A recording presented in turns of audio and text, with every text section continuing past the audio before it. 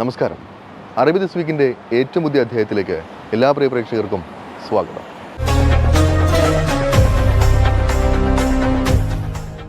ലോകത്തിലെ പല രാജ്യങ്ങളിലെയും നൂറുകണക്കിന് വർഷങ്ങൾ പഴക്കമുള്ള നാണയങ്ങൾ ഇങ്ങ് ദുബായിൽ നിധി പോലെ സൂക്ഷിക്കുന്ന ഒരു മനുഷ്യനെയാണ് ഇനി പരിചയപ്പെടുത്താൻ പോകുന്നത്. പ്രവാസ ലോകത്തെത്തുമ്പോൾ നമ്മുടെ ഹോബികളെ മനഃപൂർവ്വമോ അല്ലാതെയോ മറക്കുന്ന പലർക്കും ഒരു പാഠപുസ്തകമാണ് ഈ മനുഷ്യൻ.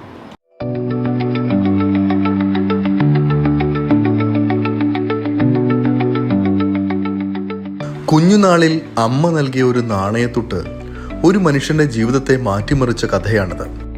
കൗതുകവും അറിയാനുള്ള ആഗ്രഹവും ഒന്നു ചേർന്നപ്പോൾ പ്രവാസ ലോകത്ത് ഒരു വലിയ നിധിശേഖരം തന്നെ സ്വന്തമാക്കിയ ഒരു മനുഷ്യന്റെ അപൂർവ കഥ.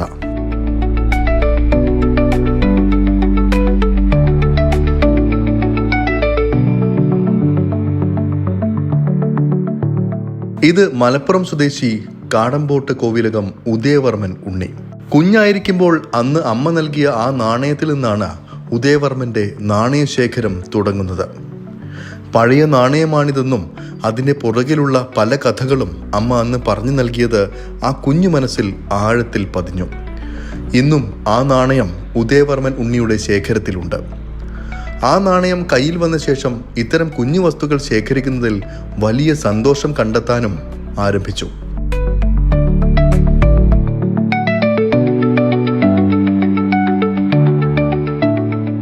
പഴയ പുസ്തകങ്ങളുടെ ഉള്ളിലും മറ്റും താൻ ശേഖരിക്കുന്ന വസ്തുക്കൾ സൂക്ഷിച്ചു വെക്കാനും ആരംഭിച്ചു. കാണുന്നിടത്തു നിന്നെല്ലാം ഇത്തരം അമൂല്യ വസ്തുക്കൾ ശേഖരിക്കുന്നതും ശീലമായി. പഠനത്തോടൊപ്പം ആരും അറിയാതെ തൻ്റെ നിധിശേഖരത്തെയും മുന്നോട്ട് കൊണ്ടുപോയി.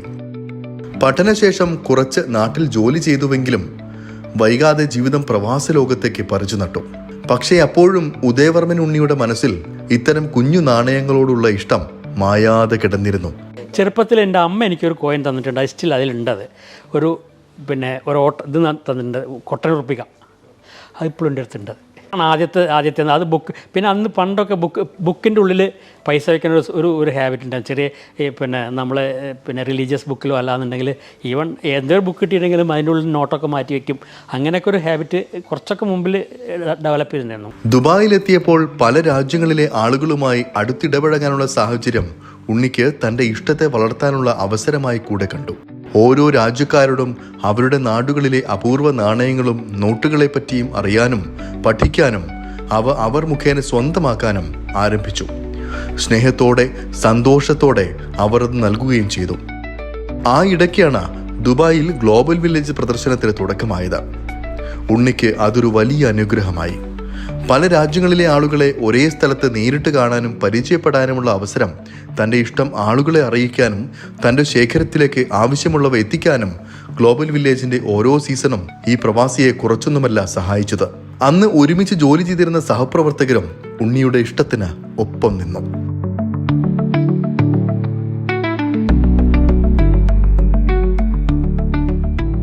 ദുബായിൽ വന്ന് 1983 അപ്പോൾ എൻ്റെ boss he was a frequent traveler overseas countries. അപ്പോൾ മൂപ്പര് he told me he has got some collections, so he offered to me, എനിക്ക് തരാമെന്ന് പറഞ്ഞു. അപ്പോൾ ജസ്റ്റ് ഓൺലി he said മൂപ്പര് എന്താ ഉദ്ദേശിച്ച് ഞാൻ കളക്ട് ചെയ്തിട്ട് മൂപ്പർക്ക് തിരിച്ചു കൊടുക്കുന്നത്. പിന്നെ പറഞ്ഞു വേണ്ട, you keep it with you അങ്ങനെ ഉണ്ടായത്. പിന്നെ അങ്ങനെ ഷോപ്പിംഗ് ഫെസ്റ്റിവൽ വന്നപ്പോൾ 1996 ഫസ്റ്റ് ഷോപ്പിംഗ് ഫെസ്റ്റിവൽ വന്നപ്പോൾ I think it is 1996 shopping festival Shindagha ടണലിലായിരുന്നു ഫസ്റ്റ് എക്സിബിഷൻ ഷോപ്പിംഗ് ഫെസ്റ്റിവലിൽ നടന്നത്. ഷിൻഡാഗ ടണലിൽ. അപ്പോൾ ഞാൻ അവിടെ പോയിരുന്നു. അവിടെ പോയപ്പോൾ ഇങ്ങനെ പലതും കണ്ടു. അങ്ങനെ കണ്ടിട്ട് അപ്പോൾ ഞാൻ എൻ്റെ കയ്യിലുണ്ടായിരുന്നു. ഞാൻ പറഞ്ഞു എൻ്റെ അടുത്തും കുറച്ച് കളക്ഷൻ ഉണ്ടെന്ന് പറഞ്ഞു. അപ്പോൾ ഫസ്റ്റ് എനിക്കൊരു ഇത് കിട്ടിയത്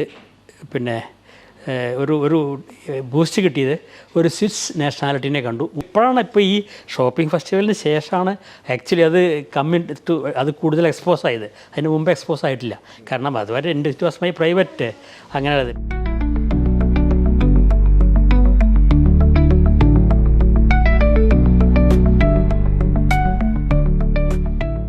ഇത്തരത്തിൽ ഓരോ ആളുകളുമായുള്ള സൗഹൃദം ഉണ്ണിയുടെ ശേഖരം വളരാൻ സഹായിച്ചു.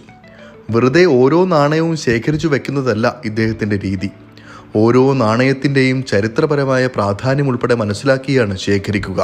ഇന്ത്യയുടെ പഴയ പല നാട്ടുരാജ്യങ്ങളിലെയും നാണയങ്ങളും ഗ്രീക്ക്, അറബ്, റോമൻ നാണയങ്ങളും ഈ ശേഖരത്തിലുണ്ട്. Fascination, of course, it is from Indian coins and also that Arab coins, Arab or Urdu coins. Tipu സുൽത്താൻ്റെ ഇറയിലത്തെ എന്ന് പറഞ്ഞിട്ടുണ്ട്. That is dating back to 16th century. 16th century എന്ന് പറഞ്ഞാൽ it is starting from 16th century, yes. ആ ടൈമിലത്തെയാണ് അത് കൂടുതലുള്ളത്. It is a combination. 142 കൺട്രീസിൻ്റെ അതിൽ 142 രാജ്യങ്ങളിലുണ്ടായില്ല. അത് കൂടുതലുള്ളതും ഇപ്പോൾ നമ്മൾ കണ്ടില്ല, ആ കോയിനോ കണ്ടില്ലേ, അതൊക്കെ ഇന്ത്യൻ കോയിൻസ്. പിന്നുള്ളത് എല്ലാ കൺട്രീസുണ്ട്. യൂറോപ്പ് ഉണ്ട്, ഈ ഫാർ ഈസ്റ്റ് ഉണ്ട്, പിന്നെ മിഡിൽ ഈസ്റ്റ് ഉണ്ട്, അമേരിക്കൻ കൺട്രീസ് ഉണ്ട്, നോർത്ത് അമേരിക്ക ഉണ്ട്, എല്ലാം ഉണ്ട്.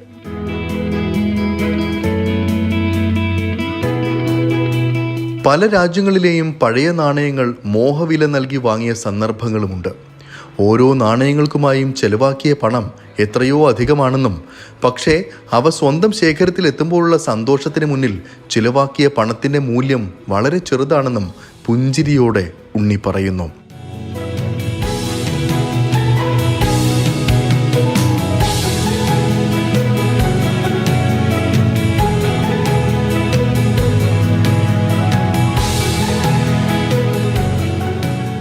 ഫെസ്റ്റിവലിൽ ഗ്ലോബൽ വില്ലേജിൽ പോയ ഒരു പ്രാവശ്യം ഗ്ലോബൽ വില്ലേജ് ഞങ്ങൾ പോയപ്പോൾ ഗ്ലോബൽ വില്ലേജിൽ പല കൺട്രീസ് ഉണ്ടല്ലോ. അപ്പോൾ അങ്ങനെ ഓരോരുത്തരോടും ഞങ്ങൾ ചോദിച്ച് വാങ്ങിയിട്ടുണ്ടായിരുന്നു. അവരുടെ അടുത്തുണ്ടോ വെച്ചാൽ നെക്സ്റ്റ് ഇയർ തരാമെന്ന് പറയും, ചിലർ കോൺടാക്ട് നമ്പർ തരും.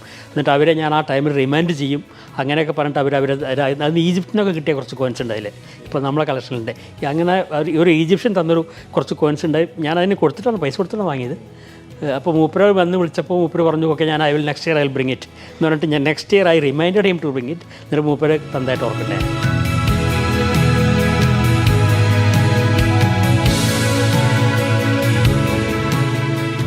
നാണയങ്ങൾക്ക് പുറമെ പഴയ പത്രങ്ങളും നോട്ടീസുകളും ഉൾപ്പെടെയുള്ളവയും സ്റ്റാമ്പുകളും ശേഖരിക്കുന്ന ശീലവും ഉണ്ണിക്കുണ്ട്. കുടുംബവും മുഴുവൻ പിന്തുണയുമായി ഈ മനുഷ്യൻ്റെ കൂടെയുണ്ട്. അച്ഛന് കളക്ഷൻ, പലതരത്തിലുള്ള കളക്ഷൻസ് ഉണ്ടായിരുന്നു, ഇപ്പോഴും ഉണ്ട് കേട്ടോ. പഴയ ന്യൂസ് പേപ്പേഴ്സ് ഇപ്പോഴും ഞങ്ങളുടെ അടുത്തുണ്ട്. എൻ്റെ സ്കൂൾ ബുക്ക്, ഞാൻ UKG LKG പഠിച്ച ബുക്സൊക്കെ ഇപ്പോഴും എൻ്റെ അടുത്തുണ്ട്. അത് ഞാൻ മക്കൾക്ക് കാണിച്ചു കൊടുക്കുമ്പോൾ ഭയങ്കര സന്തോഷമാണ്. അതേപോലെ തന്നെ അച്ഛന് കോയിൻസ് ഓഫീസിൽ നിന്ന് കണ്ടു. ഒരു വെരി പ്രഷ്യസ് കളക്ഷനാണ്. സ്റ്റാമ്പ് ഉണ്ട്. പിന്നെ അത് മാത്രമല്ല, അങ്ങനെ പല സംഭവങ്ങളും അച്ഛനൊരു ഫാസിനേഷനാണ് കളക്ട് ചെയ്യാൻ. എസ്പെഷ്യലി അതിൻ്റെ ഒരു വാല്യൂ വർഷങ്ങൾ കഴിയുമ്പോഴാണ് കൂടുന്നത്. അപ്പോൾ അതേപോലെ തന്നെ എനിക്കും ഈ പറഞ്ഞ പോലെ നമുക്കും ഒരു സന്തോഷമാണത്. അതിലേക്ക് കോൺട്രിബ്യൂട്ട് ചെയ്യാൻ പറ്റുമെന്ന് അറിയില്ല. പക്ഷേ നമ്മൾ ട്രാവൽ ചെയ്യുന്ന സമയത്ത് കളക്ട് ചെയ്യുന്നതൊക്കെ അച്ഛൻ്റെ കളക്ഷനിലേക്ക് പോകുന്നുണ്ട്. പലരും മോഹവില പറഞ്ഞ് ഇവ വാങ്ങാൻ എത്താറുണ്ടെങ്കിലും ഉണ്ണി നൽകാൻ തയ്യാറല്ല. പേരക്കുട്ടികളാണ് ഇന്ന് ഈ ശേഖരത്തിൻ്റെ വലിയ ആരാധകർ. തൻ്റെ ജീവിതത്തിലെ ഭൂരിഭാഗം സമയത്തും ഒപ്പമുണ്ടായിരുന്ന ഈ നിധിക്ക് മൂല്യം കണക്കാക്കാൻ സാധിക്കില്ല എന്നും അടുത്ത തലമുറയ്ക്ക് നൽകാനായി താൻ സൂക്ഷിച്ചു വെക്കുന്ന വലിയ നിധിയാണിതെന്നും ഉണ്ണി പറഞ്ഞു വെക്കുന്നു.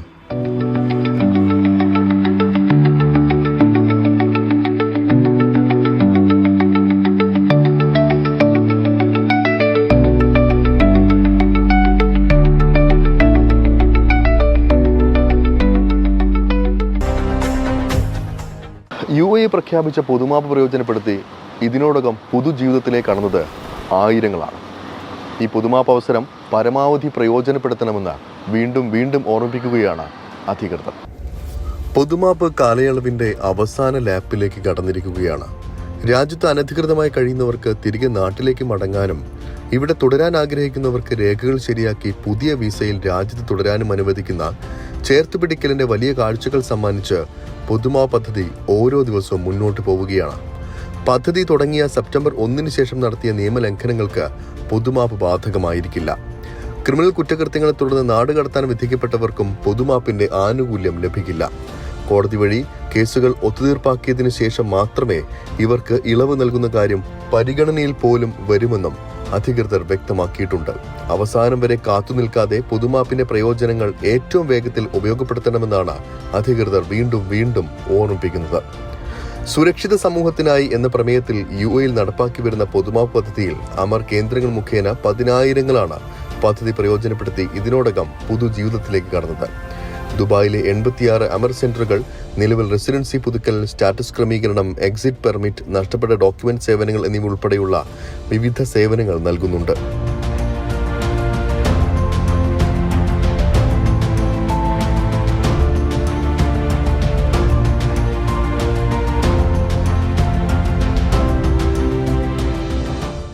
UAE ഇന്ത്യക്കാർക്ക് നയതന്ത്ര കാര്യാലയങ്ങളെ ആശ്രയിക്കാമെന്നും മറ്റ് ഏജൻസികളെ സമീപിക്കേണ്ടതില്ല എന്നും സർക്കാർ ഫീസുകളല്ലാതെ കോൺസുലേറ്റ് മറ്റ് യാതൊരു ഫീസും ഈടാക്കുന്നില്ല എന്നും കോൺസുലേറ്റ് ഇതിനോടകം തന്നെ വ്യക്തമാക്കിയിട്ടുണ്ട്. UAE പ്രഖ്യാപിച്ച പൊതുമാപ്പ് കാലയളവിൽ ദുബായ് അല്ലവീറിലെ സേവന കേന്ദ്രത്തിൽ അതീവ സുരക്ഷാ സൗകര്യങ്ങളും അടിയന്തര സേവനങ്ങളും മികച്ച രീതിയിൽ ഉറപ്പാക്കിയിട്ടുണ്ടെന്ന് താമസ കുടിയേറ്റ വകുപ്പ് കഴിഞ്ഞ ദിവസം വ്യക്തമാക്കിയിട്ടുണ്ട്. സേവന കേന്ദ്രത്തിൽ ആരോഗ്യകരവും സുരക്ഷിതവുമായ അന്തരീക്ഷം ഉറപ്പാക്കാൻ ആവശ്യമായതെല്ലാം ഒരുക്കിയിട്ടുണ്ടെന്നാണ് GDRFAയുടെ major general doctor Ali bin Ajeef Alsabi പറഞ്ഞത്. പൊതുമാപ്പ് സേവനത്തിന്റെ 50,000 മണിക്കൂറിനിടെ അനിഷ്ട സംഭവങ്ങളോ മറ്റോ ഇവിടെ റിപ്പോർട്ട് ചെയ്തിട്ടില്ല.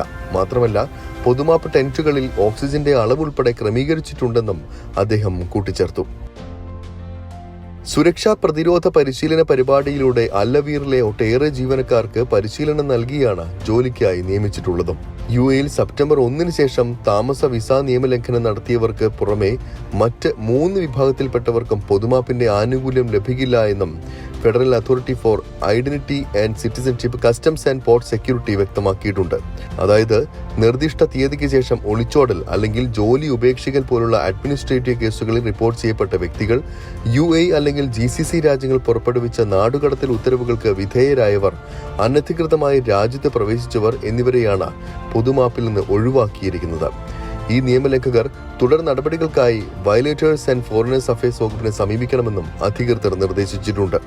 സെപ്റ്റംബർ 1 മുതൽ 2 മാസത്തേക്കായിരുന്നു പൊതുമാപ്പ് പ്രഖ്യാപിച്ചിരുന്നത് എങ്കിലും പിന്നീട് 2 മാസത്തെ കൂടി നീട്ടി നൽകുകയായിരുന്നു. ഇപ്പോൾ ഡിസംബർ 31 വരെയാണ് പൊതുമാപ്പ് കാലയളവ്. നിയമലംഘകർ എത്രയും വേഗം നടപടി പൂർത്തിയാക്കി താമസം നിയമവിധേയമാക്കുകയോ രാജ്യം വിടുകയോ ചെയ്യണമെന്ന് അധികൃതർ ആവശ്യപ്പെട്ടിട്ടുണ്ട്. പൊതുമാപ്പ് അവസാനിച്ചാൽ നിയമലംഘകർക്കായി പരിശോധന ശക്തമാക്കാനാണ് രാജ്യത്തിന്റെ തീരുമാനം. പിടിക്കപ്പെട്ടാൽ തടവും പിഴയും നാടുകടത്തലുമാകും ശിക്ഷ. പൊതുമാപ്പുമായി ബന്ധപ്പെട്ട കൂടുതൽ വിവരങ്ങൾക്കും സഹായങ്ങൾക്കും 24 മണിക്കൂറും പ്രവർത്തിക്കുന്ന ടോൾ ഫ്രീ നമ്പറായ 800-51-11 വിളിക്കണമെന്ന് അധികൃതർ അഭ്യർത്ഥിച്ചു.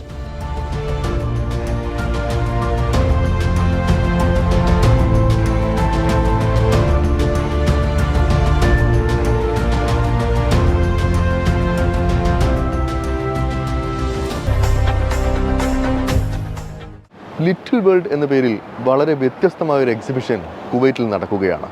കുവൈറ്റ് ആദ്യമായാണ് ഇത്തരമൊരു എക്സിബിഷന് വേദിയാകുന്നത്. ആ കാഴ്ചകളിലേക്ക്.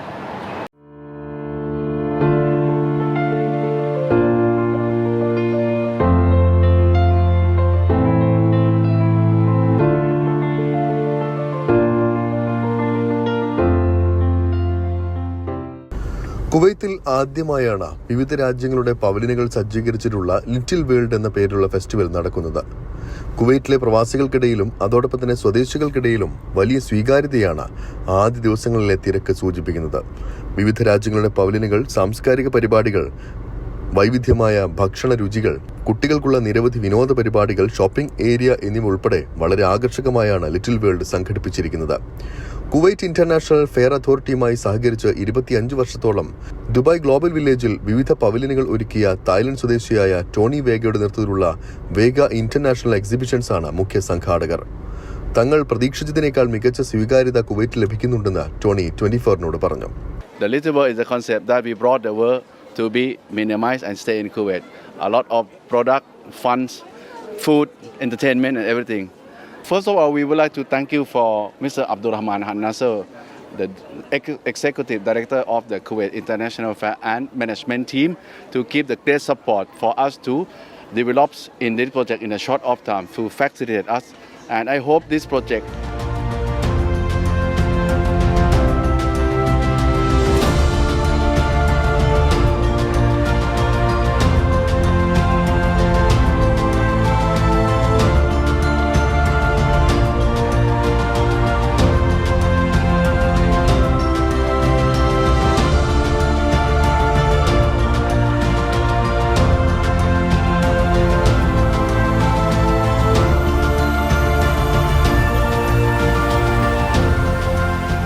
മിഷരിഫ് എക്സിബിഷൻ സെൻട്രൽ ഏരിയയിൽ ഹാൾ നമ്പർ 6 സമീപത്തുള്ള പാർക്കിംഗ് ഏരിയയിൽ തുറസായ സ്ഥലത്താണ് കാണികൾക്ക് വിസ്മയമൊരുക്കി ലിറ്റിൽ വേൾഡ് സജ്ജീകരിച്ചിരിക്കുന്നത്.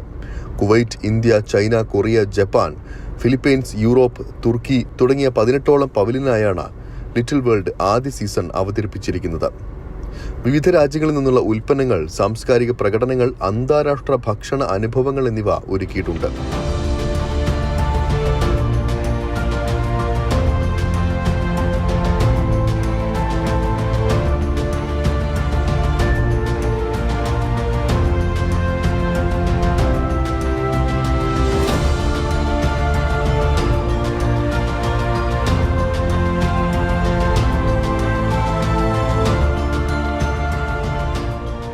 മേളയിലെ ഏറ്റവും വലിയ പവലിയനുകളിൽ ഒന്നായ ഇന്ത്യൻ പവലിയൻ തലയെടുപ്പോടെ മുഖ്യ ആകർഷണമായി ഒരുങ്ങിക്കഴിഞ്ഞു.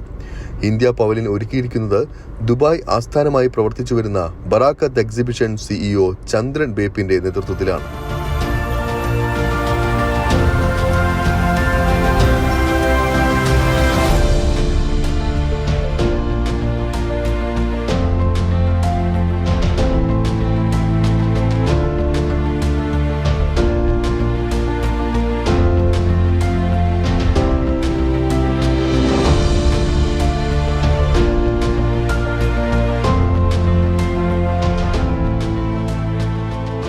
ലിറ്റിൽ വേൾഡിലെ ഏറ്റവും പ്രധാനപ്പെട്ടതും ഏറ്റവും വലുതായ പവലിയൻ ഇന്ത്യയാണ്. ഇന്ത്യയെ സംബന്ധിച്ചിടത്തോളം നമ്മൾ ഒരു വെറൈറ്റിക്കാണ്, ഒരു പ്രത്യേക ആകർഷണ രീതിയിലാണ് ഉണ്ടാക്കിയിട്ടുള്ളത്. ഇന്ത്യയിലെ പല സംസ്ഥാനങ്ങളിൽ നിന്നുള്ള പ്രൊഡക്റ്റ് നമുക്കിവിടെ ലഭ്യമാണ്. അത് പ്രത്യേകിച്ചും കരകൗശല വസ്തുക്കൾ മുതൽ നമ്മുടെ ഊത് വരെയുള്ള എല്ലാ ഘടകങ്ങളും ഇന്ത്യ പവലിലേക്ക് ആകർഷിക്കാൻ വേണ്ടി നമ്മൾ ശ്രദ്ധിച്ചിട്ടുണ്ട്. പിന്നെ ലിറ്റിൽ വേൾഡ് സംബന്ധിച്ചിടത്തോളം ഇത് കുവൈത്ത് എന്ന നഗരത്തിൽ ആദ്യമായി നടക്കുന്ന ഒരു പരിപാടിയാണ്. ഇതുപോലത്തെ ഒരു എക്സിബിഷൻ കൺട്രി പവലിയൻ 18ഓളം കൺട്രി രാജ്യങ്ങളെ പ്രതിനിധീകരിക്കുന്നുണ്ട്. അതിൽ നമ്മൾ പ്രതീക്ഷിച്ചതിലും വളരെ കൂടുതലാണ് ജനങ്ങൾ ഇതിനെ സ്വീകരിച്ചിട്ടുള്ളത്. നമ്മൾ ഇതിൻ്റെ സമയക്രമീകരണം ആദ്യം പ്ലാൻ ചെയ്തിട്ടുണ്ടായിരുന്നത് രാവിലെ 10 മുതൽ രാത്രി 10 മണി വരെയാണ്. പക്ഷേ ഇവിടുത്തെ പ്രത്യേക സാഹചര്യത്തിൽ അത് സമയത്തിൽ ചെറിയ വ്യത്യാസം വരുത്തിയിട്ടുണ്ട്. ഉച്ചയ്ക്ക് ശേഷം 3 മണി മുതൽ 11 മണി വരെ രാത്രിയാണ് ഇപ്പോൾ ഈ ലിറ്റിൽ വേൾഡ് ഇവിടെ തുടർന്നു കൊണ്ടുപോകാൻ ഞങ്ങൾ ഉദ്ദേശിക്കുന്നു. ഇന്ത്യയുടെ വിവിധ മേഖലയിൽ നിന്നുള്ള തുണിത്തരങ്ങൾ, തനത് ആഭരണങ്ങൾക്കായുള്ള പ്രത്യേക വിഭാഗം, ലോക പ്രശസ്തമായ കാശ്മീർ തുണിത്തരങ്ങൾ, ഇന്ത്യൻ നിർമ്മിത സുഗന്ധ വസ്തുക്കൾ, ആസാമിൽ നിന്നുള്ള ഊത്, ഇന്ത്യൻ ചാറ്റ് വിഭവങ്ങൾ, മൈലാഞ്ചി കലാകാരികൾ, കൈത്തറി വസ്ത്രങ്ങൾ തുടങ്ങിയവയുടെ വിപുലമായ ശേഖരം തന്നെ ഇന്ത്യൻ പവലിയനിൽ ഒരുക്കിയിട്ടുണ്ട്. ലിറ്റിൽ വേൾഡിലെത്തിയ സന്ദർശകർ വലിയ ആവേശത്തോടെയാണ് പ്രതികരിച്ചത്. DSFന് പങ്കെടുത്തിട്ടുണ്ടെങ്കിലും ചെറിയ രൂപത്തിലാണെങ്കിൽ കൂടി കുവൈറ്റിൽ ആദ്യമായുള്ള ഈ അനുഭവം വളരെ സ്വാഗതാർഹമാണെന്നാണ് അവരും പറയുന്നത്. നല്ല എക്സ്പീരിയൻസ് ആണ്. കുവൈറ്റിൽ ഇത് ആദ്യമായിട്ടാണ്. ദുബൈയിലെ ഗ്ലോബൽ വില്ലയിലെ പ്രോഗ്രാമിന് നമ്മളെല്ലാം പോയിട്ടുണ്ട്. പക്ഷേ അതിൻ്റെ ഒരു മിനിച്ചറായിട്ട് ലിറ്റിൽ വേൾഡ് എന്ന് പറഞ്ഞിട്ട് ഇവിടെ എൻ്റെ ഫ്രണ്ടാണ് അനിലൊക്കെ കൂടി ഇവിടെ സ്റ്റാർട്ട് ചെയ്തിരിക്കുന്നു. Hello, hi. കുവൈറ്റിനെ സംബന്ധിച്ചിടത്തോളം ഇത്രയും കാലത്തിൻ്റെ ഇടയ്ക്ക് നമുക്കിതൊരു നല്ലൊരു എക്സ്പീരിയൻസ് ആണ്. പൊതുവേ നമ്മളിത് ഇങ്ങനത്തെ ഒരു സെറ്റപ്പും കാര്യങ്ങളൊക്കെ നമ്മൾ വെളിയിൽ ദുബായ് മറ്റുള്ള സ്ഥലങ്ങളിലൊക്കെ കണ്ടിട്ടുള്ളത്. അപ്പോൾ നമ്മൾ വളരെ അപ്രീഷിയേറ്റ് ചെയ്യുന്നു ഇവരിത് ഇനീഷ്യേറ്റ് എടുത്തു എന്നുള്ള രീതിയിൽ. കാരണം ഒരു നല്ലൊരു ആംബിയൻസിനെ അവിടെ ഫീൽ ചെയ്യുന്നു. അവർ അത് മാക്സിമം നല്ലൊരു സെറ്റപ്പിലോട്ട് കൊണ്ടുവന്നിട്ടുണ്ട്. നന്നായിട്ട് വന്നിട്ട് കാണാനും എൻജോയ് ചെയ്യാനും വേണ്ടി പറ്റില്ല. ഒരുപാട് എൻ്റർടൈൻമെൻ്റ് ഉണ്ട്. എല്ലാവരും വന്ന് കാണുക, നന്നായിട്ട് എൻജോയ് ചെയ്യുക. ഇത് 100 ഡേയ്സ് അല്ലേ, 100 ഡേയ്സിലാണ് ഈ പരിപാടി. ഇപ്പം 98 ദിവസം ഇനിയും ബാക്കിയുണ്ടെന്നാണ് കേട്ടത്. ലിറ്റിൽ വേൾഡിന്റെ ഇത്തവണത്തെ സീസൺ 2025 മാർച്ച് 1 അവസാനിക്കുക.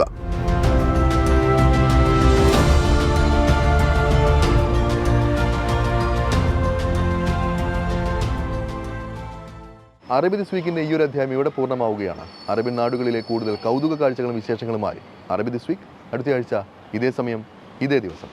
നമസ്കാരം.